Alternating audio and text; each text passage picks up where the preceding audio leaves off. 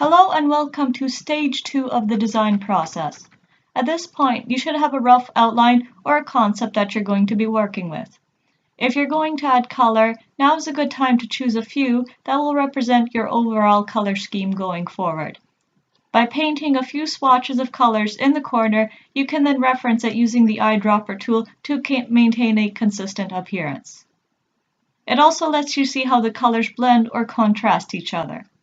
I try to keep different colors on separate layers to easily change the hue or saturation later on before deciding on the final colors I'll actually be using.